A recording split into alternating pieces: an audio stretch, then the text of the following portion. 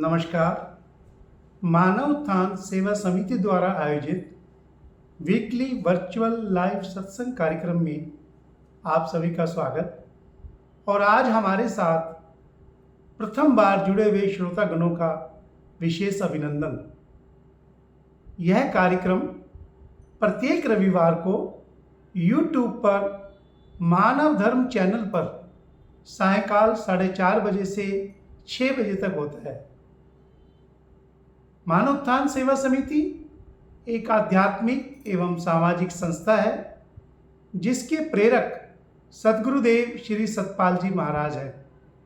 हमें प्रत्येक रविवार को एक विषय विशेष पर सुंदर चर्चा सुनने को मिलती है अनेक आत्मानुभवी संत महात्माओं के द्वारा। आइए आज के कार्यक्रम को शुरू करते हैं श्री गुरु महाराज जी की वंदना से।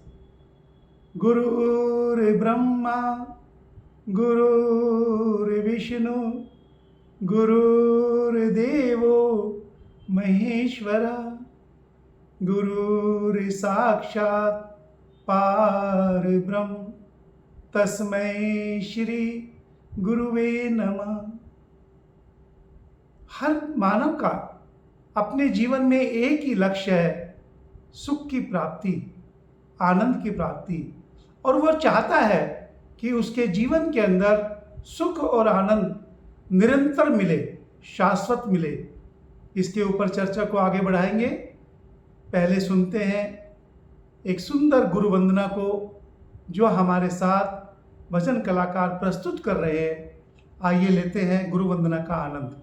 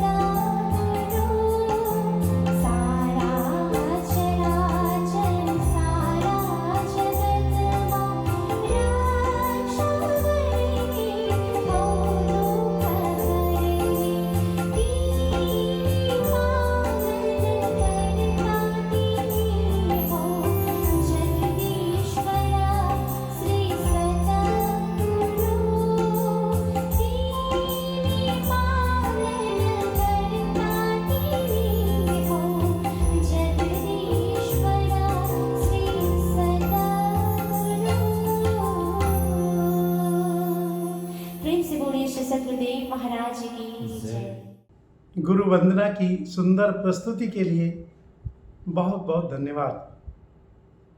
जैसे कि सज्जनों हम चर्चा कर रहे थे कि मानव जीवन का लक्ष्य है सुख और आनंद की प्राप्ति, और हमारा जीवन दो धाराओं पर चलता है।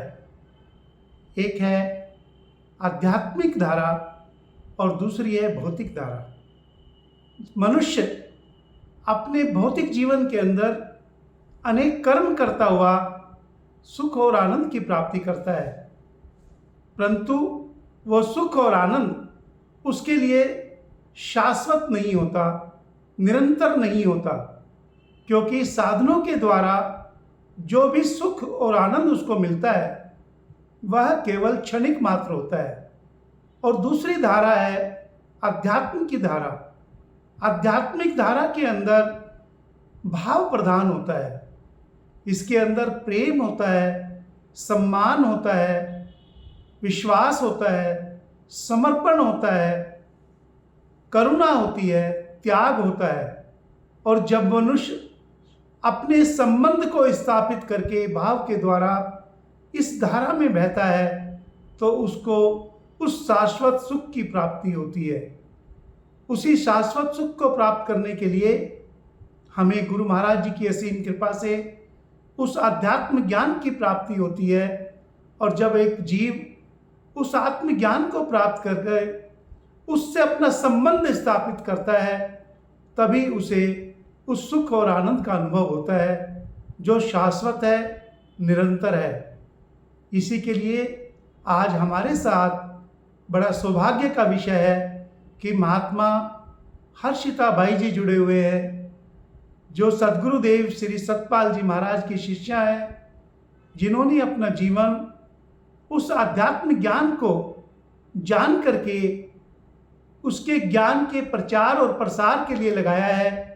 और आज हमें वो अपने अनुभव के आधार पर उन अनुभवपूर्ण विचारों को साझा करेंगे जिससे कि हमें उसके रहस्य का पता लग सके। मैं प्रार्थना करूंगा महात्मा हर्षिता बाई जी से कि वो अपने अनुभवपूर्ण विचारों से हमें लाभान्वित करें। गुरुरि ब्रह्मा गुरुरि विष्णु गुरुर्देवो महेश्वरा गुरुदेव साक्षात् पारिब्रह्म तस्मै श्री गुरुवे नमः। सतगुरु की महिमा अनंत अनंत किया उपकार लोचने अनंत उघाड़िया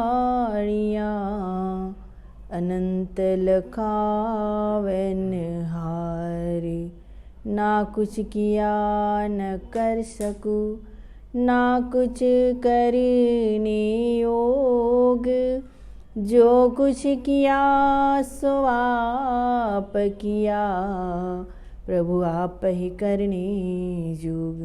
तेरी सत्ता के बिना हे प्रभु होवे न मंगल मूल, पत्ता तक हिलता नहीं खिले ना कोई फूल, खिले ना कोई फूल। प्रेम से बोली सद्गुरुदेव महाराज की जय। आदरणीय उपस्थित प्रेमी सज्जनों, मातृशक्ति के प्रतीक भक्ति स्वरूपा भक्तिमती माताओं बहनों, हम श्री जगतजननी श्री माता जी के पावन चरण कमलों में बैठकर एवं श्री सद्गुरु महाराज जी के पावन चरण कमलों में बैठकर प्रभु की कृपा से सत्संग सुनने का सौभाग्य हम सबको प्राप्त हो रहा है। हम बड़े ही सौभाग्यशाली हैं और परमपिता परमात्मा की हम जैसे जीवों के ऊपर इतनी बड़ी दया और कृपा है कि प्रभु की कृपा से हमें सुंदर जीवन मिला हुआ है। और सुंदर जीवन के साथ में न जाने हमारे कौन से जन्म के ऐसे पुण्य प्रताप है, और यही पुण्य प्रताप के माध्यम से, पुण्यों की पूंजी से हमारे सबके जीवन के अंदर संतों का सानिध्य मिलता है, और संतों के सानिध्य के साथ में सत्संग की हमें प्राप्ति होती है। और जब हम सत्संग को श्रवण करते हैं तो सत्संग एक दर्पण होता है, और सत्संग रूपी दर्पण के माध्यम से हमें पता चलता है कि हमारे जीवन का लक्ष्य क्या है, हम संसार के अंदर में क्यों आए हैं, और हमारा संसार में आने का एकमात्र लक्ष्य क्या है। तो अधिकांश लोगों की सोच यही होती है कि परमपिता परमात्मा की कृपा से सुंदर जो जीवन मिला है तो खूब खाओ पियो, यश करो, मौज करो, यही हमारे जीवन का राज है। लेकिन नहीं, खाना पीना तो देखो एक पशु भी कर रहा है, एक पक्षी भी कर रहा है, फिर हमारे और उनमें क्या अंतर है?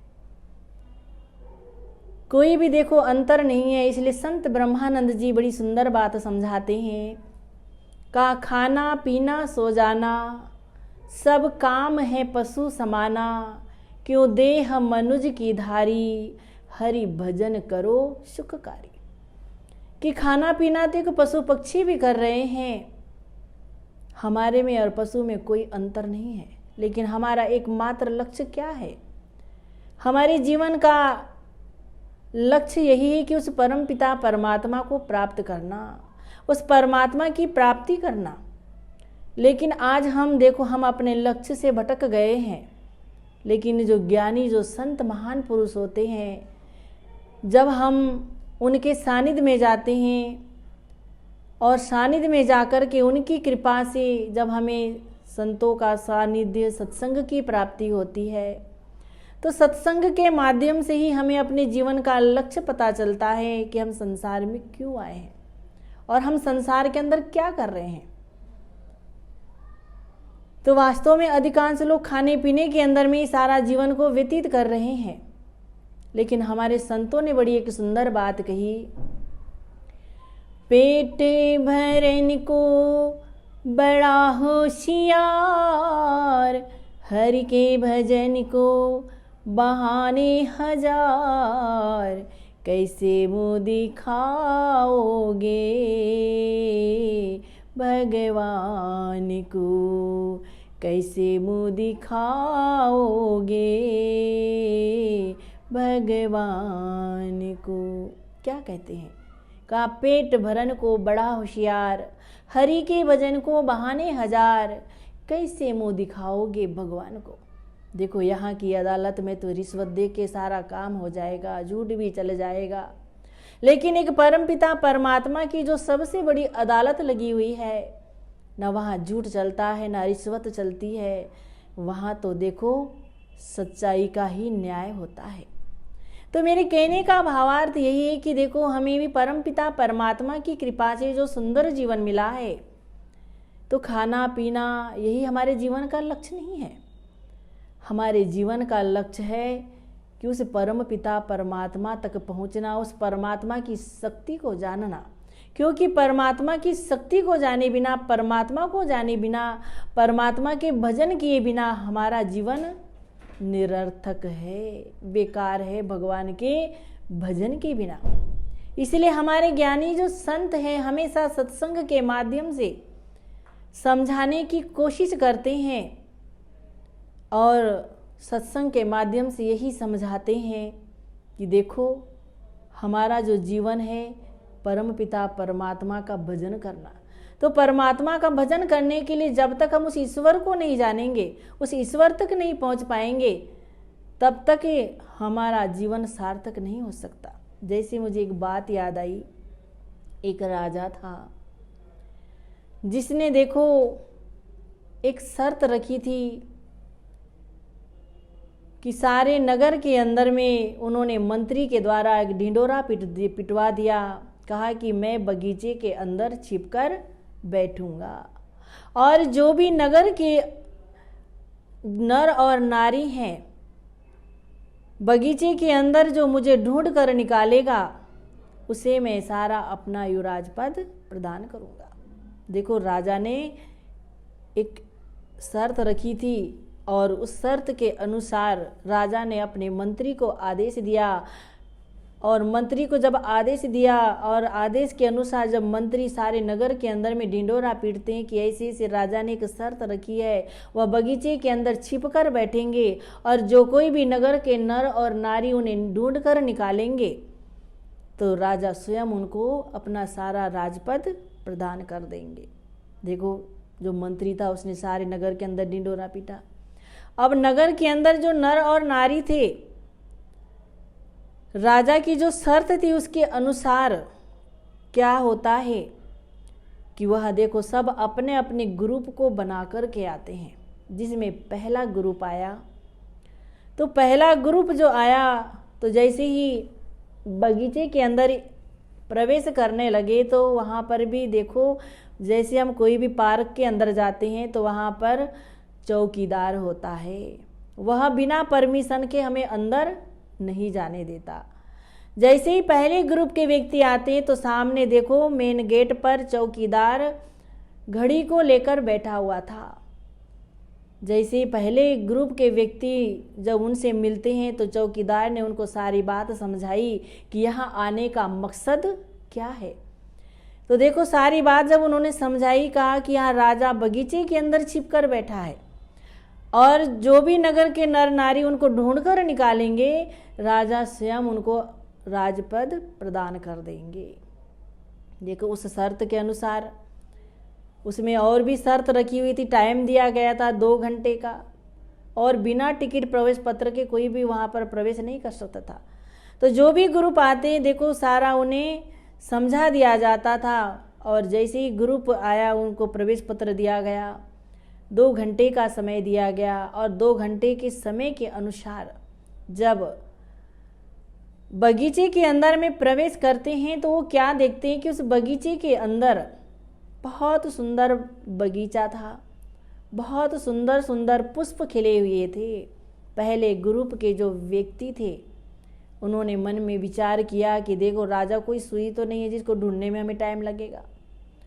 तो उन्होंने देखो कहते हैं कि सबसे पहले हम फूलों की बहार लेते हैं। जो 2 घंटे की अवधि उनको दी गई थी, उस 2 घंटे की अवधि के अनुसार पहले ग्रुप के जो व्यक्ति थे देखो पार्क के अंदर बगीचे के अंदर वो सैर करने लगे। अब इधर जो चौकीदार जो द्वारपाल था वह घड़ी लेकर बैठा हुआ था कि किसका टाइम कहाँ पर पूरा हो रहा है। जब सैर करने लगे तो उनको टाइम का भी पता नहीं चला और पूरी तरह से बगीचे में भी नहीं घूम पाए। चौकीदार ने घड़ी देकर के घंटी बजा दी और कहा पहले ग्रुप के व्यक्तियों को कि भाई साहब आपका समय पूरा हो गया है, अब आप बगीचे से बाहर हो जाओ। तो देखो जो व्यक्ति थे वो गिड़गिड़ाने लगे और कहते कि अभी तो हमने पूरे बगीचे की सैर भी नहीं की है, सुंदर पुष्पों की बहार भी नहीं ली है और आप हम बगीचे से बाहर निकालने लगे। तब देखो जो द्वारपाल था वो कहता है कि यहाँ बगीचे में आने का मतलब ये नहीं था कि फूलों की बहार लेनी है। बगीचे में आने का मकसद ये था कि राजा जो छिपकर बैठे उसको ढूंढ निकालना। लेकिन राजा को ढूंढना तो दूर रहा, कहते कि आप तो फूलों की बहार लेने में आपका बेशकीमती समय पूरा हो गया, अब आप 1 मिनट भी बगीचे के अंदर नहीं रह सकते। और उनको भी उनकी इच्छा होते हुए भी उनको धक्का मारकर बगीचे से बाहर निकाल दिया। फिर दूसरा ग्रुप आता है, उन्होंने भी पूछा कि यहाँ आने का मकसद क्या है। उन्हें भी सारी चीज़ समझाई गई कि यहाँ राजा छिपकर बैठा हुआ है, ऐसे टिकट प्रवेश पत्र को लेकर 2 घंटे की आपको अवधि दी जाएगी और उस 2 घंटे की अवधि के अनुसार जब आप बगीचे के अंदर प्रवेश करोगे और राजा को ढूंढ निकालोगे तो राजा तुम्हें अपना राजपद प्रदान करेगा। देखो उन्होंने भी टिकट प्रवेश पत्र लिया और टिकट प्रवेश पत्र को लेकर के जब वो बगीचे के अंदर प्रवेश करते हैं तो क्या देखते हैं कि उस बगीचे के अंदर देखो कहते कि सुंदर मेवा मिष्ठान की दुकान लगी हुई थी। जैसे ही दूसरे ग्रुप के व्यक्ति बगीचे के अंदर प्रवेश करते हैं तो देखो सुंदर मेवा मिष्ठान की जो दुकानें लगी थी उसकी खुशबू पहले से ही आने लगी। तो उनके मन का विचार बदल गया और कहते कि चलो राजा कहते हैं कि राजा को ढूंढना तो आसान बात है, कोई सुई तो नहीं है जिसको हमें ढूंढने में हमें तकलीफ होगी। तो कहते सबसे पहले तो हम मिठाइयों का सेवन करते हैं। और दूसरे ग्रुप के जो व्यक्ति थे उन्होंने राजा को ढूंढना छोड़ दिया और मिठाई खाने में, रसगुल्ले खाने में अपने टाइम को पूरा करने लगे। अब देखो इधर जो द्वारपाल था वो घड़ी लेकर बैठा था, जैसे ही उनका समय पूरा होता था वैसे ही वो घंटी बजा देता था और कहता था भाई साहब आपका समय पूरा हो गया, अब आप बगीचे से बाहर हो जाइए। तो दूसरे ग्रुप के व्यक्ति भी गिड़गिड़ाने लगे और कहते कि अभी तो हमने तो पेट भर की भी मिठाई नहीं खाई है और आप हमें बगीचे में बाहर निकालने लगे। तो द्वारपाल कहने लगा कि भाई साहब यहाँ मिठाई खाने के लिए आप नहीं आए थे, यहाँ आने का मकसद ये था कि जो राजा छिप कर बैठा है उसे ढूंढ निकालना, लेकिन अब आपका समय तो मिठाई खाने में पूरा हो गया, अब आप 1 मिनट भी यहाँ नहीं रह सकते हैं। देखो उनकी भी इच्छा थी बगीचे में मिठाई और खाने की, लेकिन उनको भी रहने नहीं दिया, उन्हें भी निकाल दिया। इसी तरह तीसरा ग्रुप आया, वो भी प्रवेश पत्र 2 घंटे की अवधि के अनुसार बगीचे में आने का उद्देश्य क्या है उसके अनुसार जब वो बगीचे के अंदर प्रवेश करते हैं तो वहाँ क्या देखते हैं कि सोना चांदी आभूषणों की दुकान लगी हुई थी। तो देखो जो तीसरी जो ग्रुप के व्यक्ति थे उनकी नज़र सोने चांदी आभूषणों के ऊपर गई जो निःशुल्क में मिल रहा था। तो उनके मन में भी का एक विचार आया, कहते राजा को तो चलो हम बाद में भी ढूंढ लेंगे, लेकिन चलो हम सबसे पहले सोना चांदी जो आभूषण है उनको हम देखते हैं। और उनको देखने में ही, पोटली बांधने में ही उनका सारा टाइम पूरा हो गया। जैसे ही टाइम पूरा हुआ तो देखो द्वारपाल उनको घंटी बजाकर कहता है भाई साहब आपका समय पूरा हो गया। तो वो सब गिड़गिड़ाने लगे, कहते हैं कि भाई साहब अभी तो हमने अच्छी तरह से दुकान भी नहीं देखी, आभूषण भी नहीं देखे, अभी तो हमने पोटली भी नहीं बांधी, खरीदारी भी नहीं की और आप हमें बगीचे से बाहर निकालने लगे। तो देखो द्वारपाल कहता है कि यहाँ आने का मकसद क्या था, यहाँ आने का मकसद था राजा को ढूंढना, लेकिन आप तो राजा को ढूंढना तो दूर रहा, यहाँ तो आप देखो आभूषण लेने में आपका समय पूरा हो गया, अब आप यहाँ 1 मिनट भी नहीं रह सकते हैं। देखो उनकी इच्छा थी फिर भी उनको वहाँ नहीं रहने दिया। इसी तरह देखो चौथा ग्रुप आता है, उन्हें भी सारी बात समझाई कि बगीचे के अंदर राजा छिप कर बैठा है, उन्हें भी 2 घंटे की अवधि दी गई, टिकट प्रवेश पत्र दिया गया और टिकट प्रवेश पत्र को लेकर जब वो बगीचे के अंदर में प्रवेश करते हैं तो क्या होता है कि देखो उस बगीचे के अंदर सिनेमा लगा हुआ था, सुंदर फिल्म दिखाई जा रही थी। तो उन चौथे ग्रुप के व्यक्ति थे, उनका सारा मन जो था वह सिनेमा की तरफ आकर्षण हो गया। कहते चलो हम सबसे पहले तो फिल्म का आनंद लेते हैं, राजा को तो हम बाद भी ढूंढ लेंगे। और फिल्म देखने के अंदर इतने मस्त हो गए कि उनको टाइम का भी पता नहीं चला और उनका बेशकीमती समय उसी के अंदर पूरा हो गया। जैसे ही समय पूरा होता था वैसे ही द्वारपाल घंटी बजाकर कहता था कि भाई साहब आपका समय पूरा हो गया, अब आप बाहर निकलो। तो चौथे ग्रुप के व्यक्ति भी गिड़गिड़ाते हुए कहते भाई साहब अभी तो हमने पूरी फिल्म का भी आनंद नहीं लिया और आप हमको बगीचे से बाहर निकालने लगे। तो देखो द्वारपाल कहने लगा कि भाई साहब यहाँ आप सिनेमा देखने के लिए नहीं आए हो, यहाँ आने का मकसद है जो राजा छिप कर बैठा है उसको ढूंढ निकालना है। तो आप तो राजा को ढूंढना तो दूर रहा, देखो आप अपना बेशकीमती समय सिनेमा पिक्चर देखने में अपना समय वेस्ट कर रहे हैं।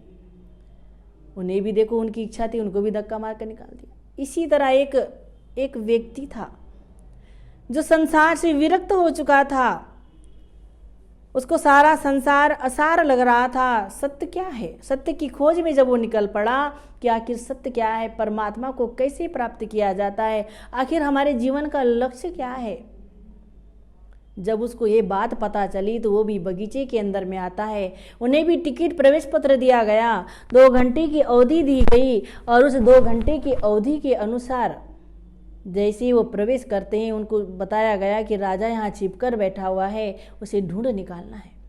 उन्होंने अपने लक्ष्य को सामने रखते हुए राजा को ढूंढना शुरू कर दिया और जाकर के जहाँ राजा छिप कर बैठे थे उनको सर्वप्रथम जाकर के टाइम से पहले ही ढूंढकर निकाल दिया। तो राजा देखो इतने खुश हो जाते हैं, कहते कि हमने आप ही एक ऐसा व्यक्ति देखा कि जो हमारे बगीचे के अंदर जो हमारे यहाँ पर जो शर्त रखी हुई थी उस शर्त के अनुसार आपने हमको ढूंढ निकाला। तो राजा उस पर अत्यंत प्रसन्न होते हैं, कहते कि आप ही इस राजपद के अधिकारी हैं और उन्हें सब कुछ प्रदान कर दिया। तो मेरा कहने का भावार्थ यही है कि हम भी इस संसार रूपी बगीचे के अंदर आए हुए हैं और इस संसार रूपी बगीचे के अंदर परमात्मा रूपी राजा को ढूंढने के लिए हम सब संसार रूपी बगीचे के अंदर में आए हुए हैं। लेकिन देखो इस संसार रूपी बगीचे में आकर के खाने पीने के अंदर, नौटंकी सिनेमा देखने के अंदर, आभूषणों को बटोरने के अंदर, फूलों की बहार लेने के अंदर में हम अपना बेशकीमती समय क्या है, हमारी आयु, और कहते हैं कि जो बेशकीमती जो समय हमें जो मिला हुआ है उस समय को हम खो देते हैं। हमारा जो जीवन का लक्ष्य था परमात्मा रूपी राजा को ढूंढना, क्योंकि संसार रूपी बगीचे में आने का मकसद हमारा ये है कि हम भी उस परमात्मा रूपी राजा को ढूंढे, परमात्मा रूपी राजा को ढूंढ करके परमात्मा की प्राप्ति करेंगे। और जब हमारे जीवन में उस परम पिता परमात्मा का साक्षात्कार होगा, परमात्मा की प्राप्ति करेंगे, तो परमात्मा को जब हम प्राप्त करेंगे तभी तो हम परमात्मा के नाम का सुमरण कर सकते हैं। और परमात्मा का नाम का सुमरण करेंगे उससे ही हमारे जीवन का कल्याण होगा, अन्यथा हमारे जीवन का कल्याण होने वाला नहीं है। इसीलिए हमारे संतों ने कहा कि नर तन पाए जतन कर ऐसा जिसमें वो करतार मिले, ऐसी उत्तम योनि पदार्थ फिर नहीं बारंबार मिले। कि हमने उस परम पिता परमात्मा की कृपा से सुंदर नर्तन को पाया है तो हमारे जीवन का लक्ष्य है उस करतार उस परमात्मा को प्राप्त करना। जब हम उस परमात्मा को प्राप्त करेंगे, परमात्मा के ज्ञान को जानेंगे, हम साधना सिमरण करेंगे, तभी हमारे जीवन का कल्याण होगा, तभी हमारा जीवन सुखमय होगा। प्रेम से बोली सद्गुरुदेव महाराज की जय।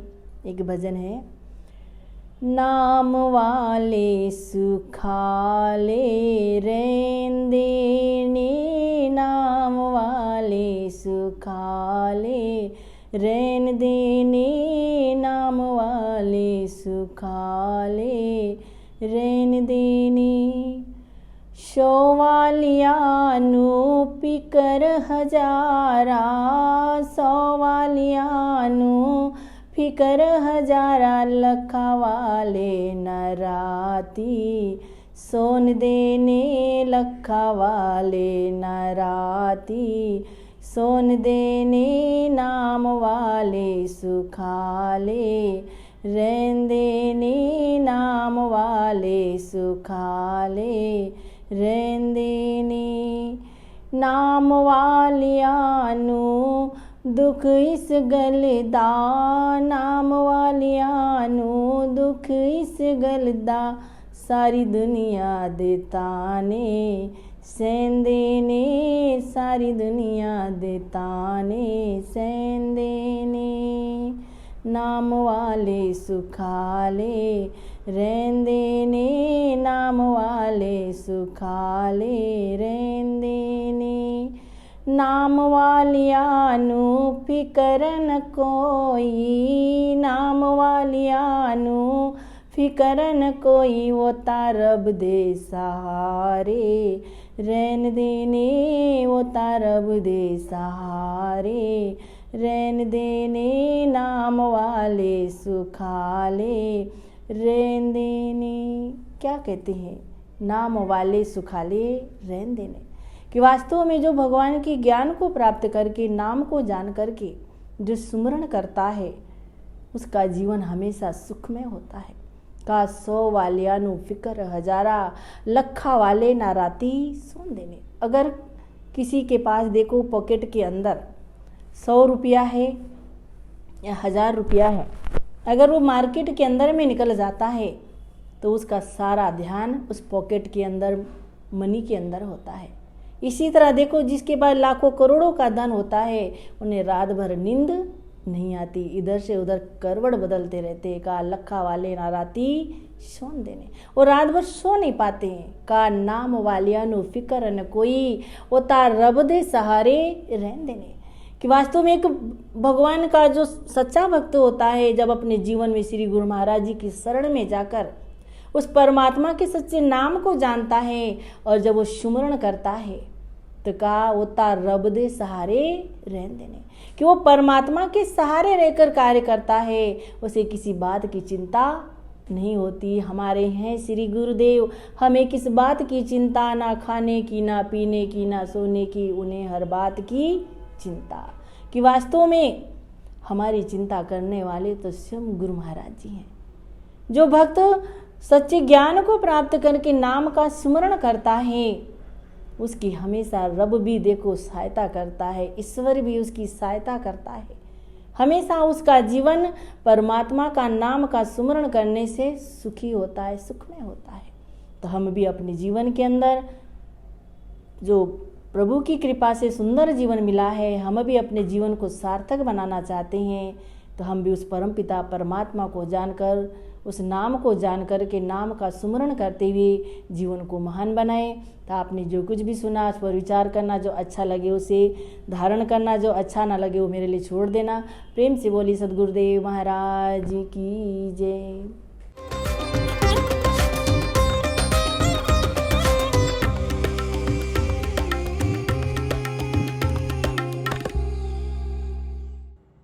आदरणीय भाई जी का बहुत बहुत धन्यवाद।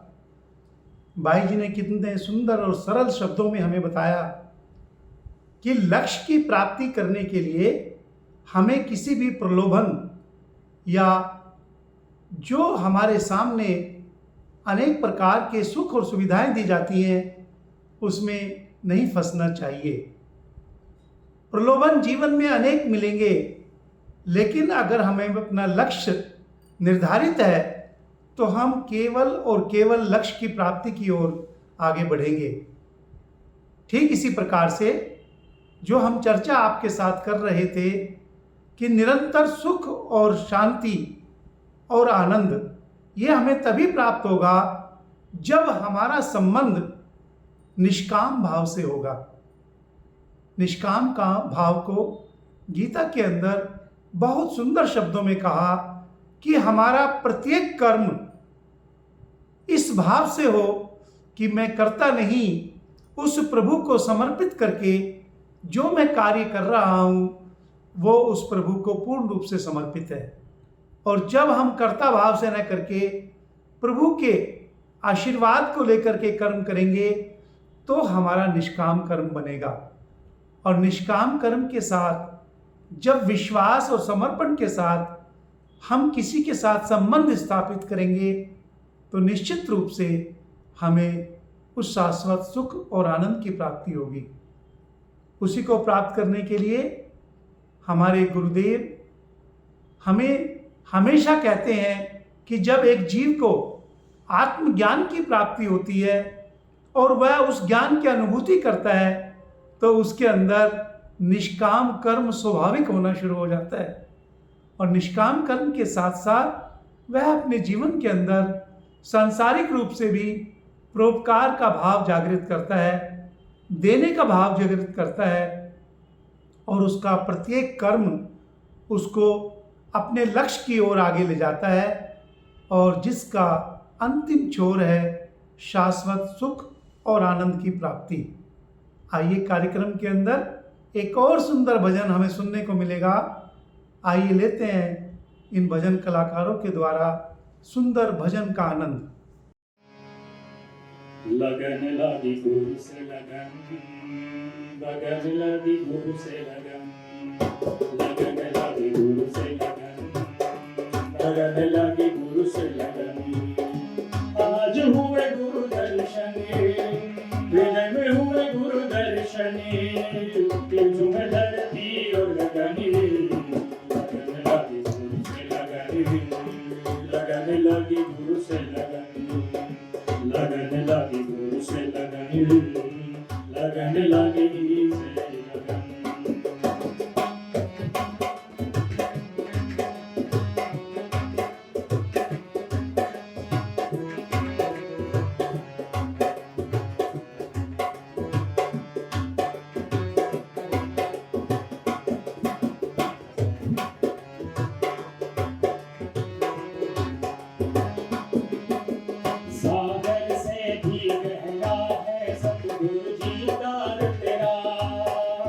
सागर से भी गहरा है सतगुरु जी प्यार तेरा, सागर से भी गहरा है सतगुरु जी प्यार तेरा, सागर से भी गहरा है सतगुरु जी प्यार तेरा। ना कोई स्वार्थ ना कोई लालच विशुद्ध है प्रेम तेरा, ना कोई स्वार्थ ना कोई लालच विशुद्ध है प्रेम तेरा। बाकी करना महल बाकी करना महल के झूम धरती और गगन, लगन लगी गुरु से लगन, लगन लगी गुरु से लगन, लगन लगी गुरु से लगन, लगन लगी गुरु से लगन।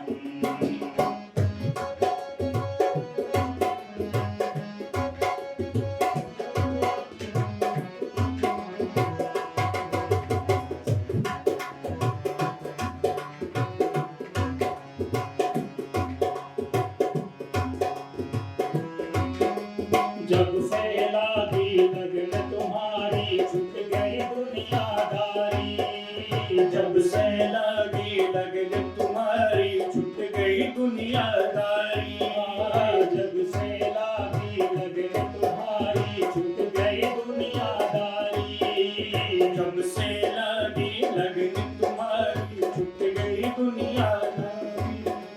सुख शांति और सद्भावना से खिली मन की फुलवारी, सुख शांति और सद्भावना से खिली मन की फुलवारी।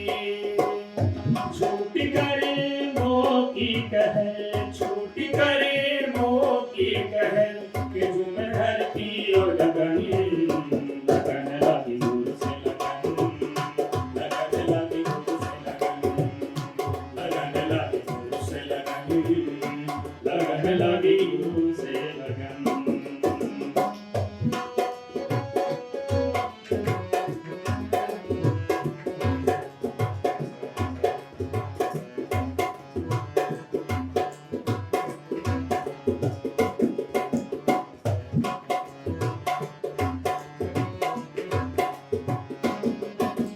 ज्ञान उजाला ऐसा दिया के दिख गया लक्ष्य मेरा, ज्ञान उजाला ऐसा दिया के दिख गया लक्ष्य मेरा, ज्ञान उजाला ऐसा दिया के दिख गया लक्ष्य मेरा, ज्ञान उजाला ऐसा दिया के दिख गया लक्ष्य मेरा। नाम की औषधि ऐसी दी के मिटा भवरोग मेरा, नाम की औषधि ऐसी दी के मिट गया रोग मेरा। खुशी की छाई लहर, खुशी की छाई लहर के झूम धरती और गगन, लगन लगी गुरु से लगन, लगन लगी गुरु से लगन, लगन लगी गुरु से लगन, लगन लगी गुरु से लगन।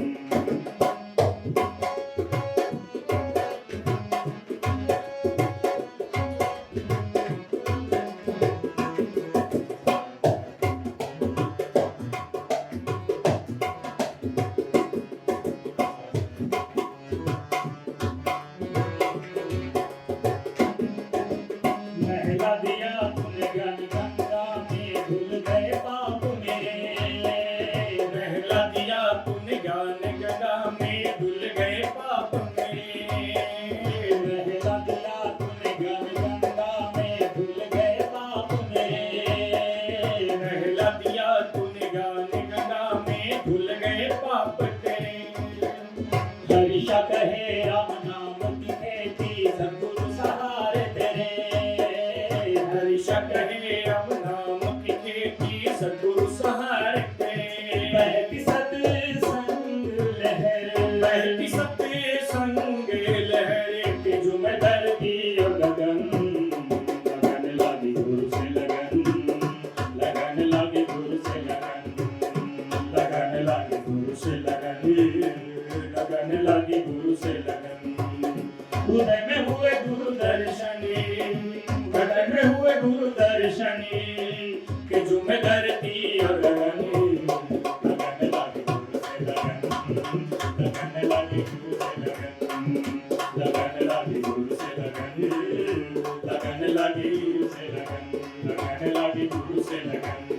लगन लगी गुरु से लगन, लगन लगी गुरु से लगन।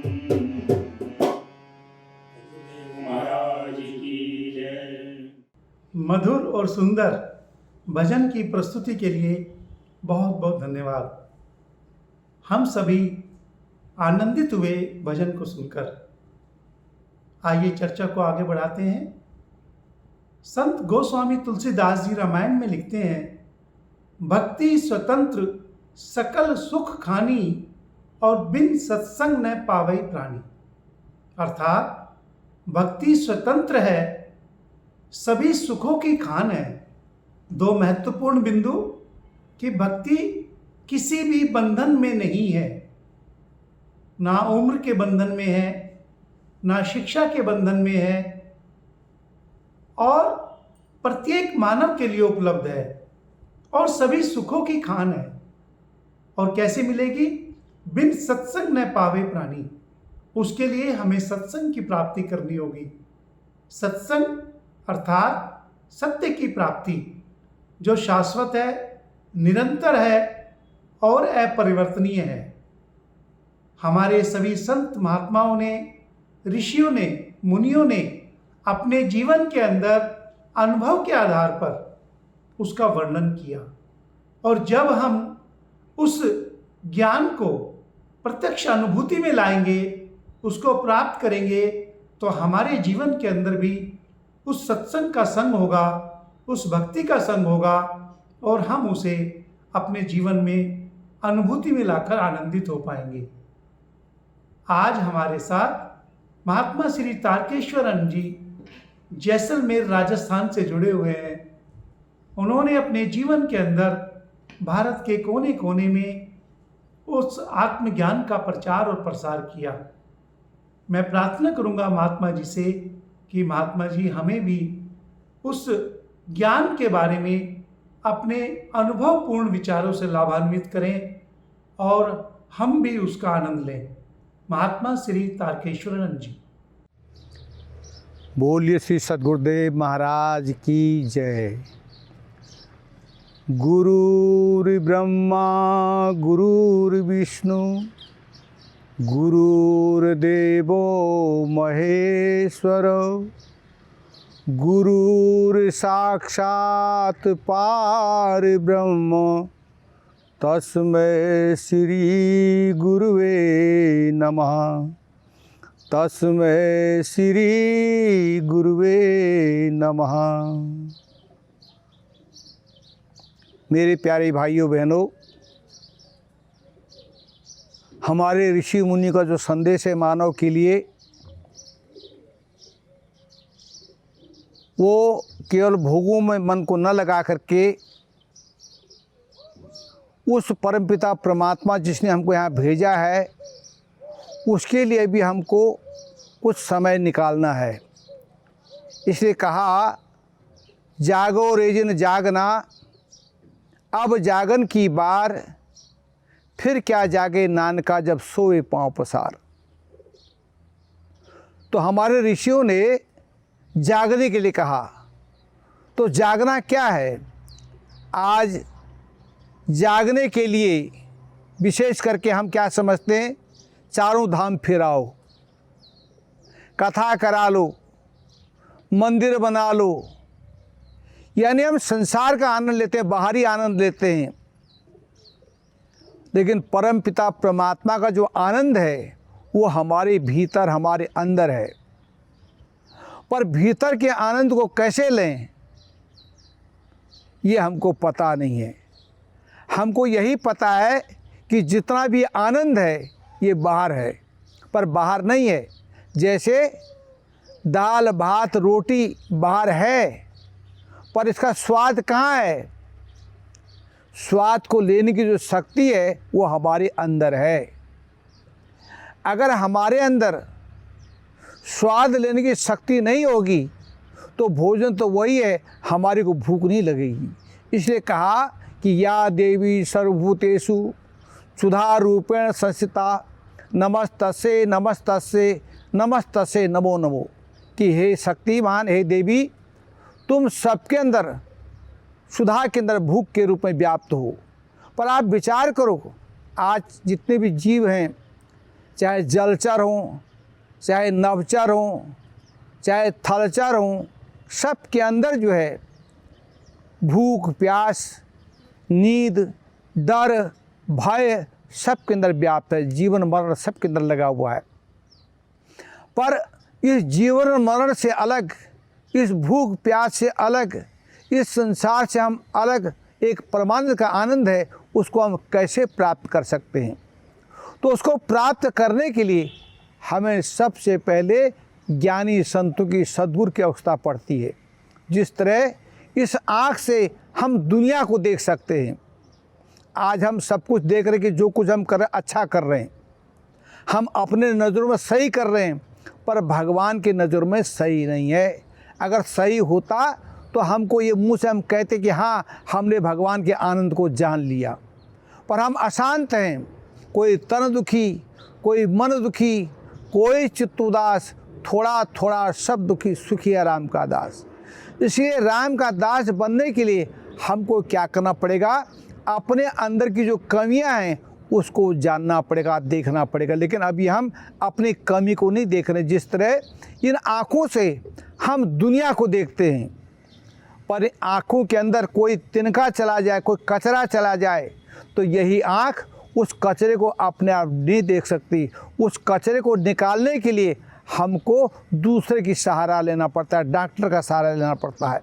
ठीक इसी तरह हमको भी अपने जीवन के अंदर उस ज्ञान को, उस आनंद को प्राप्त करने के लिए सद्गुरु की आवश्यकता पड़ती है। इसलिए कहा कि सतगुरु वैद्य वचन विश्वासा, संयम यह न विषय करी आशा, यही विधि भले ही कुरोग नसाई, नहीं ते कोट जतन नहीं जाई।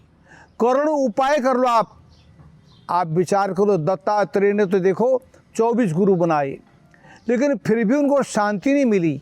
अगर विचार करो, इन बाहरी कर्म कांडों से, इन बाहरी तीर्थ व्रतों से अगर शांति मिलती तो सबसे पहले हमारे से पहले भी जो संत हो चुके हैं, हमारे से पहले भी जो महापुरुष हो चुके हैं, उनको मिलती। पर उन सब ने एक ही स्वर में कहा कि वो ये चीज़ तुम्हारे अंदर है। इसलिए कहा मुँह को कहाँ ढूंढे बंदे, मैं तो तेरे पास में, भेदी हो तो मैं मिल जाऊं पल भर के तलाश में। तो सज्जनों, पल भर के तलाश में कहा तो पल किसको कहते हैं? जितनी देर में हम आँखों को, पलकों को बंद करते हैं, इतनी देर में हमको मिल सकता है। पर लेकिन जब तक हमारे पास ज्ञान न हो, हमारे पास वो श्रद्धा न हो, वो जो श्रद्धा को न जानने के कारण, श्रद्धा प्रेम न होने के कारण हम उसे कोसों दूर हैं। हमारे न जाने कितने जन्म हो चुके। इसलिए भगवान अर्जुन को समझाते हैं, अर्जुन तू जो है इस ज्ञान को नहीं जानता है, तो बाहरी कर्मकांडों में फंसा हुआ है। अगर तू मेरे इस अविनाशी स्वरूप को जानना चाहता है तो सबसे पहले तू अपने अंदर से आनंद को समझ। तो सज्जनों, भगवान उसको स्पष्ट कहते हैं कि तू नर है, मैं नारायण हूँ। तेरा जन्म मरण होता है और मैं जन्म मरण से अलग हूँ। तो सज्जनों, विचार करो, ऐसी कौन सी चीज़ है जो जन्म मरण से अलग है? क्योंकि शरीर तो जिसका भी है, का आए हैं सो जाएंगे, राजा रंग फकीर, एक सिंहासन चढ़ चला, एक बंधत जात जंजीर। जो संसार में आया है वो संसार से एक दिन जाएगा। तो विचार करो, ऐसी कौन सी चीज़ है जो कभी ख़त्म नहीं होती? आप शरीर के जितने भी अंग हैं, ये सब अंग एक दिन जब हम प्राण निकल जाएंगे, ये सब आग में जला देंगे। कोई इसको मिट्टी में गाड़ देगा, ये शरीर सब राख बन जाएगा। इसका कोई महत्व नहीं रह जाएगा। इसलिए महत्व किसका है? इन प्राणों को चलाने वाला। इसलिए कहा तुम हो एक अगोचर, सबके प्राणपति, किस विधि मिलो दयानिधि, तुमको मैं कुमति। तो सज्जनों, विचार करो, जो प्राणों को चलाने वाली जो शक्ति है उसका स्वरूप क्या है? वो उसका जो स्वरूप है वो कोई बाहरी चीज़ नहीं है। वो कैसा बताया? हमारे अंदर प्रकाश स्वरूप में है। तो उस प्रकाश को जानने के लिए मनुष्य शरीर मिला है। तो देखो, ये सूर्य का प्रकाश, ये चंद्रमा का प्रकाश, ये अग्नि का प्रकाश, ये बिजली का प्रकाश, इसको गधा, कुत्ता, घोड़ा, बिल्ली, जितने भी 84 लाख जीव हैं सब देख सकते हैं। पर एक ऐसा भी प्रकाश है भगवान का हमारे अंदर छिपा हुआ, जिसको केवल है तो सबके अंदर, पर सब नहीं देख सकते। कौन सीखता? मनुष्य शरीर सकता है। मनुष्य शरीर में इसको देखा जाता है, इसलिए कहते हैं मानुष तन गुण ज्ञान निधाना। इसलिए मनुष्य शरीर इसलिए उत्तम है, इसलिए महान है, क्योंकि हम उस परमात्मा को जान सकते हैं। इसलिए कहा भगवान का जो असली स्वरूप है वो प्रकाश स्वरूप है, ज्योति स्वरूप है। इसलिए कहा परम प्रकाश रूप दिन राति, ना चाहिए तहाँ दिया घृत बाती। कहा वो प्रकाश कैसा है? वहाँ पर दिया घी बत्ती की आवश्यकता नहीं है, क्योंकि हमारे अंदर जो ज्योति है, हमारे अंदर जो भगवान का प्रकाश है, उसके लिए दिया घी बत्ती की जरूरत नहीं है। लेकिन आप विचार करो, सबके अंदर सब घट मेरा साइयाँ सूनी सेज न को, सबके अंदर है, पर हम सबको दिखाई क्यों नहीं देता? जिस तरह एक लालटेन होता है, तो लालटेन के अंदर हम क्या करते हैं? मिट्टी तेल डाल देते हैं, उसकी जो लैंप है उसको जला देते हैं। उसके बाहर एक कांच होता है, लेकिन कांच के अंदर क्या लग जाता है? कार्बन आ जाता है। जब उस पर कार्बन आ जाता है, प्रकाश तो जल रहा है, तेल भी खर्च हो रहा है, पर लेकिन उसका जो प्रकाश है बाहर फैल नहीं पाता। क्यों नहीं फैल पाता? क्योंकि उस पर कार्बन है। इसलिए जो है, जो गुरु महाराज जी होते हैं वो क्या करते हैं? उस कार्बन को हटा देते हैं। माया रूपी जो कार्बन हमारे अंदर जो लगा हुआ है, हमारे चित्त पर जो पड़ा हुआ है, उस चित्त को हटा देते। इसलिए कहा ज्ञान अंजन सद्गुरु दिया, अज्ञान अंधेर विनाश, हरि कृपा से संत भेटिया, नानक मन प्रकाश। तो कहा जब वो कार्बन निकल जाता है, वो कांच साफ हो जाता है, फिर जैसा प्रकाश अंदर है ऐसी प्रकाश हम में सब में बाहर प्रकट हो जाता है। इसलिए कहा तुझ में राम, मुझ में राम, सब में राम समाया है, सबसे कर लो प्यार, जगत में कोई नहीं पराया है। तो कहा वो परमात्मा जो है सबके अंदर जो समाया है, वो सब हमको समझ में आने लग जाता है। का उगरें बिमल बिलोचन ही के, मिटई दोष दुख भव रजनी के, सूजई राम चरित मन माणिक, गुप्त प्रकट जे जे जन खाणिक। तो जो खजाना है उस परमात्मा के नाम का, वो आपको प्रकट हो जाएगा। उसकी चाबी कौन देता है? गुरु महाराज जी देते हैं। इसलिए गुरु की अवस्था इसीलिए पड़ती है, क्योंकि जब तक हम गुरु महाराज जी का क्या होते हैं, वो अविनाशी स्वरूप होता है। गुरु महाराज जी क्या करते हैं? उस ज्ञान को देते हैं। इसलिए उस ज्ञान को जानने के लिए हमारे संतों ने कहा, आज उस ज्ञान को जानने के लिए हम बहुत सारे शास्त्रों को पढ़ते हैं। उस ज्ञान को जानने के लिए हम बहुत सारे मंदिरों में जाते हैं, कथा कीर्तन करते हैं। पर आप विचार करो, अगर इन कथा कीर्तन पढ़ने से, इन तीर्थों में घूमने से अगर ज्ञान की प्राप्ति हो जाती, तो दत्तात्रेय को 24 गुरु नहीं बनाने पड़ते। तो सोचो, बड़े बड़े राम कृष्ण से को बड़ा, तिन्हू तो गुरु कीन, तीन लोक का संपदा सो गुरु आज्ञाधीन। इसलिए उस प्रकाश के बारे में भगवान कृष्ण कहते हैं, अर्जुन जो तू मुझे देख रहा है, मैं ऐसा नहीं हूँ। ये तो जैसा शरीर तेरा है वैसी मेरा है, तेरे में मेरे में कोई अंतर नहीं है। पर अंतर किस बात का है? मैं उस ज्ञान को जानता हूँ, तू नहीं जानता है। तो कहते भगवान कि गीता अध्याय 15 के 6वें श्लोक में समझाते हैं, न सूर्यो न शशांको न पावको यद गत्वा निमित्ते तद धाम परमम। अर्जुन, वहाँ पर सूर्य की रोशनी नहीं है, चंद्रमा की रोशनी नहीं है और ताराओं की रोशनी नहीं है, वो स्वयं प्रकाशित है, जहाँ जिसका ध्यान करने से ये मन जो है संसार में भटकना छोड़ करके एक केवल उसी प्रकाश में लीन हो जाता है। तो सज्जनों, ऐसा प्रकाश क्या है? कहा अगर इन आँखों का विषय होता तो सब कोई देख लेते। तो इन आँखों का विषय नहीं, इसीलिए भगवान कहते हैं दिव्य में ददाम ते चक्षु। अर्जुन, मैं तुझे अंदर की आँख दूंगा। अंदर की आँख क्या है? भीतर की आँख क्या? उसको दिव्य नेत्र कहा, जिसको जो तीसरी आँख कहा, थर्ड आइज का, अलग अलग भाषाओं में कहा। पर वो आँख हमारी बंद है, घट में है, सूझे नहीं, नालत ऐसी जिंद, तुलसिया संसार को भयो मोतियाबिंद। जिस तरह अंधे के आँख में मोतियाबिंद है, अगर उसके सामने कोई भी चीज़ देख रख दो, उसका ज्ञान स्पर्श करने से वो समझ तो जाता है लेकिन देख नहीं पाता है। इसी तरह हम अनुभव तो कर रहे हैं कि हम जिंदा हैं, पर हमको जिंदा रखने वाली शक्ति क्या है? उसका पता नहीं है। इसलिए जैसे अंधा हाथ तो लगा लेता है, वो समझ जाता कोई चीज़ है, पर क्या है उसका ज्ञान तो तभी होगा जब उसकी दृष्टि खुल जाएगी। इसी तरह उसी मोतिया बिंदु को जब हटा देते हैं, हटाने के बाद तो कहा उसको सब कुछ नज़र आने लग जाता है। इसलिए वो प्रकाश, वो ज्ञान गुरु महाराज की कृपा से उसको जाना जाता है। उसी ज्ञान को जानने के लिए हमारे कोई मनुष्य मिला है। तो कहा गगन मंडल के बीच में तहाँ झलके एक नूर, निगुरा महल न पाएगा पहुँचेगा गुरुपुर। ता गगन मंडल, गगन माने एक तो आकाश आप देख रहे हैं, एक गगन इस ब्रह्मांड, इसको हमारे सिर को भी कहा। तो इस ब्रह्मांड के अंदर, उस भ्रिकुटी के अंदर जिसको ज्ञान नेत्र कहा, जिसको हम आज्ञा चक्र कहते हैं, वहाँ पर उसका केंद्र है। तो कहा वहाँ पर जब मन को कैसे लगाओगे, वहाँ पर मन लगाने का जो तरीका है उसको गुरु महाराज जी बताते हैं। तो सज्जनों, इसलिए गुरु महाराज जी तभी उस ज्ञान को देते हैं जब हम उनकी सेवा करते हैं। तो देखो नारद ने भी सेवा की, भगवान राम ने सेवा की, भगवान कृष्ण ने सेवा की। बिना सेवा के इस ज्ञान को कोई भी प्राप्त नहीं कर सकता है। कोई चाहे केवल किताबों को पढ़ लेने से, केवल तीर्थों का भ्रमण करने से, केवल खाली सत्संग सुनने से ज्ञान को प्राप्त कर लेकिन नहीं, बल्कि इसीलिए अपना जो है मन को भी लगाना पड़ता है, तन को भी लगाना पड़ता है, धन को भी लगाना पड़ता है, तब कहीं जाकर के एक ज्ञान हमको समझ में आता है। इसलिए हमारे संतों ने समझाया है कि हे मानव उठो, जागो, और यही मौका है मनुष्य का।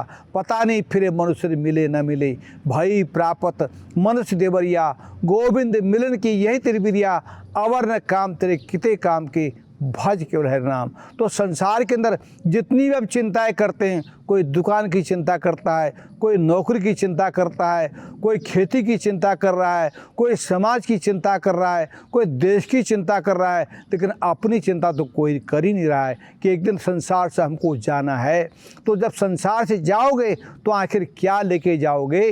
तो कहा मित्र भी हक निभाएंगे, गंगा जलबिंदु पान तक अर्धांगिनी भी बढ़ेगी, तो केवल मकान तक बेटा भी हक निभाएगा, तो केवल अग्निदान तक, इससे तो आगे भजन ही है साथी, भजन के बिना तो अकेला रहेगा, रेबन मुसाफिर निकलना पड़ेगा, एक काया कुटी खाली करना पड़ेगा। तो कहा एक दिन संसार से जाओगे तो ज़रा विचार करो आखिर क्या लेके जाओगे। ये जितने भी लोग हैं, ये सब जितने भी आज हमको देख रहे हैं, हम सबको देख रहे हैं, एक दिन सब नज़ारा छूट जाएगा, हमको अकेले जाना पड़ेगा। इसलिए कहा अकेले जब जाओगे तो क्या जाएगा साथ में? भगवान का नाम की कमाई। अब नाम की कमाई हमने नहीं की, हम नाम की कमाई के लिए क्या करते हैं? बाहरी तंत्र मंत्रों में जब करते हैं। अगर तंत्र मंत्र से कल्याण हो जाता तो विचार करो, कबीरदास जी क्यों कहते हैं कि तंत्र मंत्र सब झूठ हैं, मत भरबो संसार, सार समझ जाए नहीं बिना कोई नहीं उतरे पार। तो सार चीज़ बताया। और रामायण में भी कहा कि मंत्र जाप दृढ़ विश्वासा, पंचम भजन सो वेद प्रकाशा। तो कहा तो जीवन के अंदर जो वेदों को प्रकाश कहा, हम गायत्री मंत्र पढ़ते हैं कि ओम भूर्भुवस्सुः तत्सवितुर्वरेण्यं भर्गो देवस्य धीमहि धियो यो न प्रचोदयात्। तो वेदों के अंदर भी उसको प्रकाश बताया है।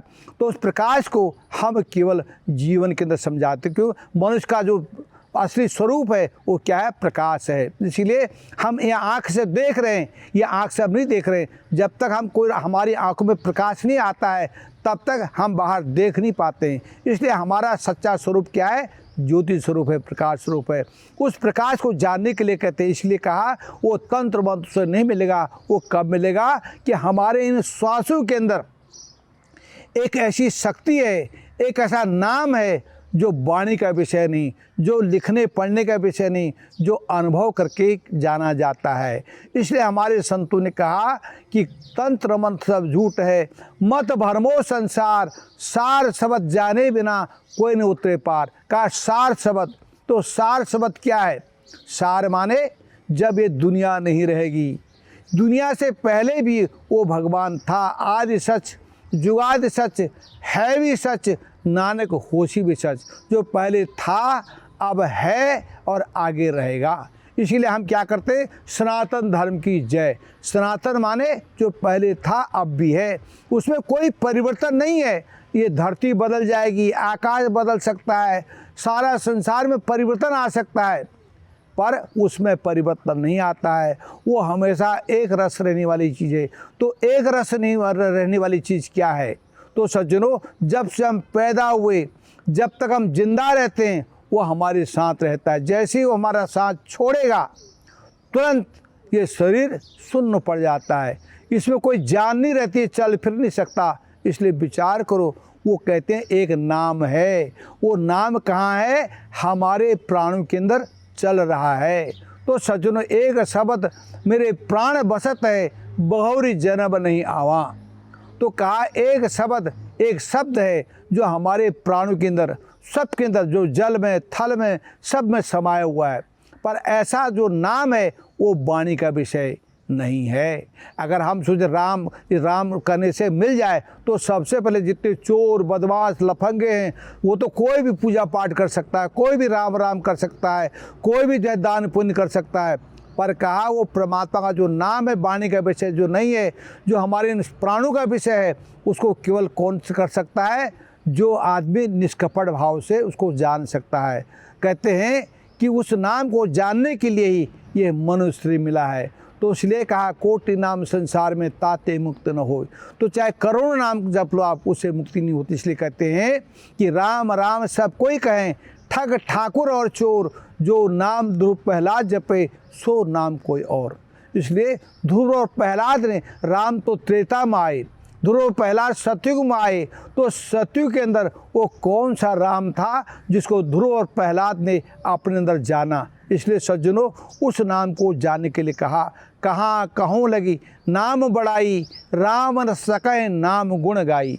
कहते हैं कहाँ तक उस नाम की महिमा गाएं? भगवान राम भी नेति नेति कहते हैं। तो इतना ही नहीं, जो कहने का विषय है वो तो ऋषियों ने कह दिया, शास्त्रों में लिख दिया, पर लेकिन जो अनुभव का विषय है वो कहाँ का जाना पड़ेगा? वो ज्ञानी संतों के पास जाना पड़ेगा। तद विधि प्रणिपातिनो प्रसेन सेवया उपजखंति ते ज्ञानम ज्ञानेन तदर्शनो। कहा छल कपट को त्याग करके, बालक से हृदय लेकर के जब तुम संतों की शरण में जाओगे, ताज अभिमान लिय मनमोल, राम नाम हृदय में तोल। तो हृदय के अंदर तब वो समझ में आता है कि वास्तव में सत्य क्या है। नहीं तो सज्जनों, आप विचार करो, संसार के अंदर हम हर चीज़ को देखने के बाद विश्वास कर देते हैं। अगर विचार करो, हम संसार में जितनी भी चीज़ देख रहे हैं, उनको हम जब देखते हैं तो विश्वास होता है। जिसको हम देखते नहीं हैं उसके बारे में हम कल्पना करते हैं। ऐसी भगवान को जब हमने जाना ही नहीं तो हम उसको कल्पना करते हैं कि देखो उसकी आँख ऐसी होगी, उसके जो है पैर ऐसे होंगे, उसके हाथ ऐसे होंगे। हम केवल कल्पना करते हैं, पर भगवान कल्पना का विषय नहीं है। वो कैसा विषय है? साक्षात माने जैसे मैं आपके सामने हूँ, आप मेरे सामने हैं, मैं आपको देख रहा हूँ, आप मेरे को देख रहे हैं, ऐसी भगवान भी हमारे सामने हैं, पर हम इनको इन आँखों से नहीं देख सकते हैं। तो कहा निष्फल है सब भक्ति तेरी, जब दिल में विश्वास नहीं, मंजिल का पाना ही क्या जब दीपक में प्रकाश नहीं। निश्चय है तो भव सागर में बेड़ा पार हो जाएगा, निर्मल मन के शीशे में वो राम का दर्शन पाएगा, भगवान का दर्शन पाएगा। तो कहा निष्फल है सब भक्ति तेरी, जब दिल में विश्वास नहीं। तो हम भगवान की पूजा तो कर रहे हैं, मंदिर में जाते हैं, भोग लगाते हैं, आरती करते हैं, लेकिन फिर चले आते हैं। हमको पता है कि भगवान वहाँ पर हमको चिल्लाने, हम अपनी मर्जी से जाते हैं, अपनी मर्जी। कोई भगवान ये नहीं कहता हमको वहाँ पर कि हमारे पास आ जा, तू या चले जा। तो आप विचार करो, ये सब जितनी भी चीज़ें हैं, देखो हम नामदेव के बारे में सुनते हैं कि नामदेव ने भगवान को अपने अंदर जब दर्शन किया तो उन्हें कुत्ते के अंदर भी भगवान देखा। कहते हैं जर्रे जर्रे में झांकी भगवान की, किसी सूझ वाली आँख ने पहचान की, नामदेव ने पकाई रोटी, कुत्ते ने उठाई रोटी, पीछे घी का कटोरा लिए जा रहे भगवान। जरा रूखी तो न खाओ, जरा घी तो लेते जाओ, तेरा मेरा एक नूर, फिर काहे को हजूर, तूने शकल बनाई स्वान की। कि जर्रे जर्रे में झांकी भगवान की, किसी सूझ वाली आँख ने पहचानी।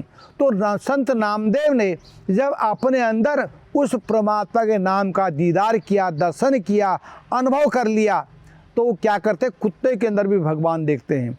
और कुत्ता जो उनकी रोटी लेके जा रहा है, वो पीछे घी भी ले जा रहे हैं कि भगवान ऐसे मत खाओ, घी लेते जाओ। तो आप विचार करो, तो उन्होंने इतनी बड़ी पदवी कैसे प्राप्त कर ली? तो उन्होंने ध्यान किया। तो सज्जनों, आप विचार करो, हम उस परमात्मा को अपने अंदर कैसे देखेंगे, अपने भीतर कैसे जाएंगे हम ऐसी चीज़ तो है नहीं कि अगर बड़े बड़े डॉक्टर हैं वो सीने फाड़ करके हार्ट का ऑपरेशन करते हैं, लेकिन फिर भी उस भगवान को देख नहीं पाते हैं, उस शक्ति को समझ नहीं पाते हैं। पर विचार करो, वो अपने अंदर हम कैसे घुसने का तरीका क्या है, अपने अंदर जानने का रास्ता क्या है? तो हमारे संतों ने कहा कि जिम दूध के मथन से मिलता है घी जतन से, तिम ध्यान के लगन से पार ब्रह्म को निहारा, नज़रों से देख प्यारे ईश्वर है पास तेरे। कहा जैसे दूध के अंदर घी छिपा हुआ है, पर हाथ से निकालना चाहेंगे तो नहीं निकलेगा। उसको निकालने का तरीका क्या है? उसको मंथन करना पड़ता है। ऐसे हमारे संत जो है, हमारे जो ज्ञानी गुरु महाराज जी हैं, वो हमको ऐसा ज्ञान देते हैं कि तुम जो अपने श्वासों के अंदर उसका मंथन करो। वो ऐसा ज्ञान देते हैं, ऐसा नाम देते हैं प्राणों के अंदर, वो उसका मंथन करते ही जैसे दूध के अंदर घी निकल जाता है और दूध का जो क्रीम अलग हो जाता है, दूध अलग हो जाता है, मट्ठा छाछ अलग हो जाता है, ऐसे ही जो है जो माया अलग हो जाती है और ब्रह्म अलग हो जाता है, सब समझ में आ जाता है। उगर हैं विमल गुरु महाराज जी क्या करते हैं? ज्ञान की आँख खोल देते हैं। इसलिए कहा जिम दूध के मथन से। तो कहा ऐसे जब ध्यान लगाओगे तो ध्यान का मार्ग क्या है? तो ध्यान तभी लगता है जब मन एकाग्र होता है। और मन एकाग्र कब होगा? जब आपके पास सही ज्ञान होगा। जब तक सही ज्ञान नहीं होगा तब तक मन नहीं लग सकता, चाहे तो कितने ही उपाय कर लो।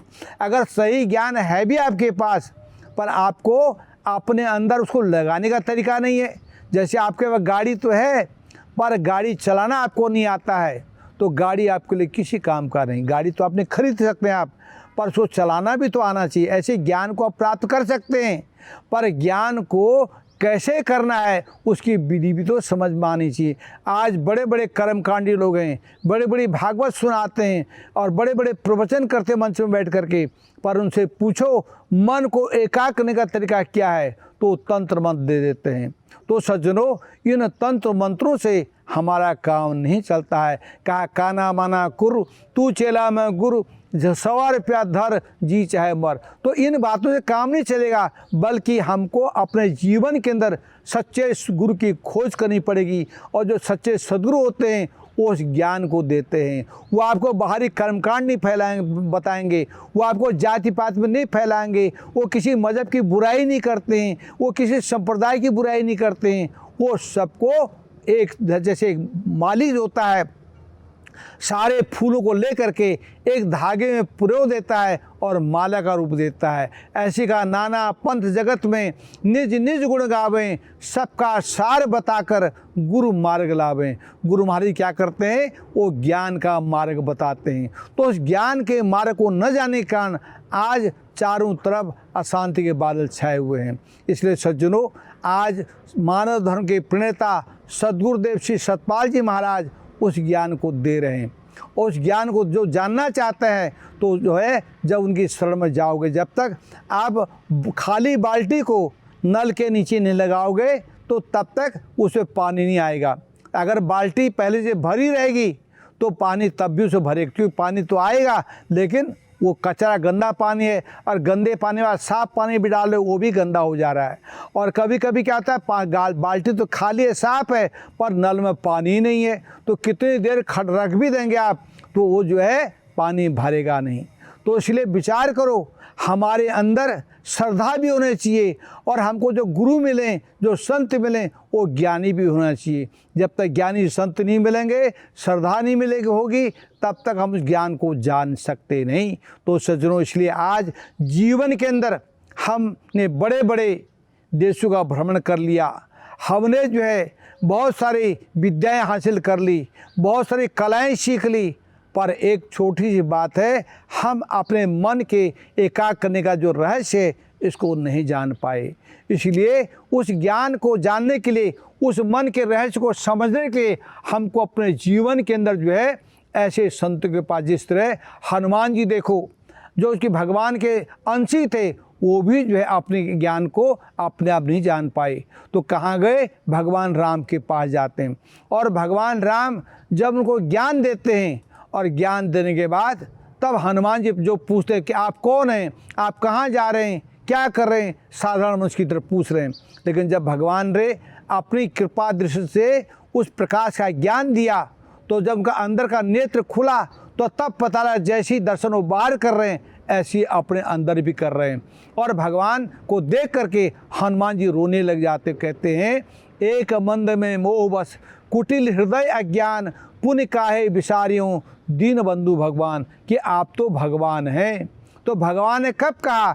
जब उनको भगवान का ज्ञान प्राप्त हुआ। इसलिए आप अगर आपको सच्चे गुरु महाराज जी मिल भी जाएं, आपको भगवान मिल भी जाएं, तो आपके पास क्या पहचान है कि भगवान? आप भजन गा रहे हैं, मंदिर में कीर्तन गाते हैं, आना आना रे भगवान हमारे हरि कीर्तन में, आप भी आना, अर्जुन को भी लाना, आकर गीता का ज्ञान सुनाना हमारे हरि कीर्तन में। हम भजन गा रहे हैं, पर अगर भगवान आ भी गए तो हमारे पास क्या पहचान है कि ये भगवान हैं? तो भगवान को पहचानने के लिए हम भजन कीर्तन गा के नहीं पहचान सकते, नाच गान करने से नहीं पहचान सकते। भगवान की पहचान जो है भाषा से नहीं होती, जात से नहीं होती। का भेष देख मत लीजिए, पूछ लीजिए ज्ञान, मोल करो तलवार का पड़ी रह दो म्यान। कहा भेष की पूजा मत करो, ज्ञान की पूजा करो। इसलिए जो ज्ञान देता है वो गुरु महान होते हैं। जो केवल नाच गान करके आपको मन को प्रसन्न कर देता है तो सज्जनों उससे जीवन का कल्याण नहीं होता। आज देखो बड़े बड़े सम्मेलन हो रहे हैं, लोग नाच रहे हैं और आनंद ले रहे हैं, कहते बड़ा आनंद आ गया, लेकिन वो क्या है? क्षणिक आनंद है। लेकिन जब आप अपने भीतर के आनंद को प्राप्त कर लोगे तो एक बार का जासु नाम लेत एक बारा, नर उतरे भव सिंधु का अपारा, कहाँ कहो लगे नाम बढ़ाई, राम न सके नाम गुण गाई। कहा जब एक बार अपने भीतर के आनंद को प्राप्त कर लोगे तो सज्जनों वो भीतर का जो आनंद है वो हमारे अंदर छिपा हुआ है। पर सिर्फ आवश्यकता इस बात की है कि वो हमारे अंदर खजाना, हमारा चाबी कैसे मिलेगी? तो चाबी जो है गुरु महाराज जी के पास है। क्या सीतापत की कोठरी, चंदन दिए किवाड़, ताला चाबी प्रेम का खोलो कृष्ण महाराज। इसलिए हम गुरु महाराज के चरणों में जाएं, झुकें, प्रणाम करें, उनकी सेवा करें, विनय प्रार्थना करके उस ज्ञान को जान करके अपने देव दुर्लभ मनुष्य को कल धन्य बनाएं। तो इन्हीं शब्दों के साथ मैं अपनी वाणी को विराम दूंगा। इसलिए आप सब लोग जो है उस ज्ञान को जानकर अपने जीवन को महान बनाएं। बोले श्री सद्गुरुदेव महाराज की जय।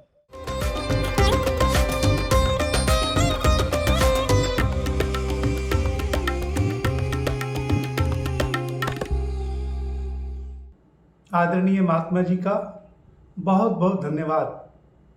महात्मा जी ने आत्मज्ञान के गूढ़ रहस्य को कितने सरल शब्दों में हमें समझाया और हमने इसका आनंद लिया। आशा है सभी श्रोता इससे लाभान्वित होंगे। हमारे गुरु महाराज जी सद्गुरुदेव श्री सतपाल जी महाराज कहते हैं कि हमें पेड़ पौधे नहीं बदलने, हमें धरती नहीं बदलनी, हमें आकाश नहीं बदलना, हमें केवल और केवल मानव के मन को बदलना है।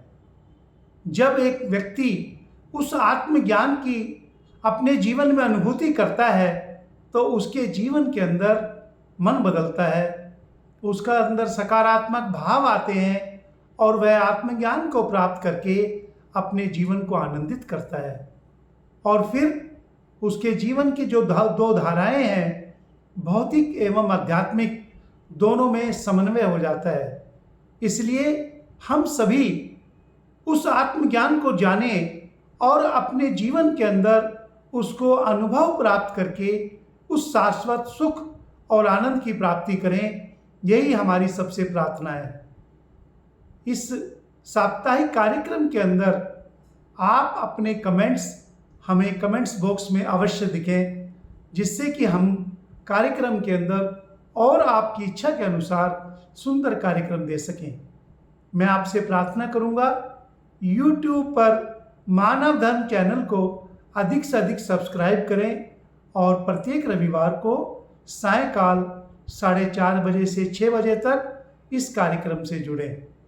आज के कार्यक्रम में उपस्थित आदरणीय महात्मा जी, बाई जी, भजन कलाकारों का और कार्यक्रम को आयोजित करने वाली पूरी टीम का और आप सभी श्रोताओं का मैं हृदय से आभार व्यक्त करता हूँ, बहुत बहुत धन्यवाद देता हूँ। आइए कार्यक्रम का समापन एक प्रार्थना के साथ करेंगे। सर्वे भवन्तु सुखिनः, सर्वे सन्तु निरामया, सर्वे भद्राणि पश्यन्तु, मा कश्चित् दुख भाग भवेत्। सभी सुखी हों, सभी आनंदित हों, कोई भी रोगी ना हो और उस प्रभु की कृपा से हम अपने जीवन के अंदर उस आनंद को सदैव प्राप्त करें, ऐसी प्रभु के चरणों में प्रार्थना। और आज के कार्यक्रम में आप सभी का बहुत बहुत धन्यवाद, सभी का आभार। मिलते हैं अगले रविवार को सायंकाल 4:30 बजे एक नए चर्चा के साथ। धन्यवाद। मानव उत्थान सेवा समिति एक आध्यात्मिक व सामाजिक संस्था है जो संपूर्ण विश्व में आध्यात्मिक जन जागरण, मानव मात्र के समग्र उत्थान तथा उच्चतम मूल्यों एवं मानवीय सद्गुणों को स्थापित करने के लिए संकल्पबद्ध है। संस्था का मुख्य उद्देश्य है मनुष्य में श्रेष्ठ जीवन के आदर्शों का आरोपण, सर्वधर्म संभाव, ईश्वर प्रेम, ज्ञान, भक्ति, योग तथा विश्व बंधुत्व और समाज में निष्काम सेवा भाव का प्रचार प्रसार करना। ये संस्था समाज में प्रचलित कुरीतियों को खत्म कर सुशिक्षित, सुसंस्कृत एवं उन्नत सभ्य समाज के निर्माण हेतु प्रतिबद्ध है। मानव धर्म के प्रणेता सद्गुरुदेव श्री सतपाल जी महाराज इस समिति के प्रेरक हैं, जिनकी प्रेरणा से समिति के हजारों सन्यासी साधु साध्वीगण न केवल भारत अपितु विदेशों में भी व्यापक स्तर पर बिना किसी जाति, संप्रदाय और भाषा आदि भेदभाव के मानव मात्र के हृदय में स्थित ज्योति स्वरूप सच्चिदानंद परमात्मा का व्यवहारिक बोध कराने के लिए निरंतर प्रयासरत हैं। और इस पावन उद्देश्य की पूर्ति हेतु ये साधुजन कभी घर घर जाकर छोटे स्तर पर आध्यात्मिक सत्संग और कभी विशाल स्तर पर सामूहिक सद्भावना संत सम्मेलनों का आयोजन करते हैं। मात्र इतना ही नहीं, संस्था से जुड़े हजारों कार्यकर्ता भी निस्वार्थ भाव से जन कल्याण के कार्यों जैसे पर्यावरण सुरक्षा, स्वच्छता अभियान, वृक्षारोपण और प्राकृतिक आपदा जैसे बाढ़, भूकंप इत्यादि और अब कोरोना जैसी विकट महामारी के समय पर बड़े पैमाने पर वस्त्र तथा भोजन सामग्री वितरण के साथ निःशुल्क चिकित्सा एवं दवाइयों का प्रबंधन व वितरण और क्वारंटाइन सेंटर आदि राहत शिविरों का कुशलता पूर्वक सफल संचालन व निर्वहन कर रहे हैं। संस्था ने देश विदेश के सुदूरवर्ती ग्रामीण इलाकों व शहरों में आर्थिक रूप से असमर्थ निर्धन परिवारों के बच्चों में निःशुल्क शिक्षा सामग्री वितरण कर Guinness book of world record में अपना नाम दर्ज कराया है। संस्था की तरफ से समाज सेवा का ये कार्य आज भी निरंतर जारी है। निवेदन ये है कि जो सज्जन संस्था के साथ सम्मिलित होकर सामाजिक हित एवं मानव की कल्याणकारी सेवा में सहभागी बनकर अपना योगदान देना चाहते हैं, वे संस्था के QR कोड को स्कैन कर अपनी सहभागिता दर्ज करके पुण्य लाभ अर्जित कर सकते हैं।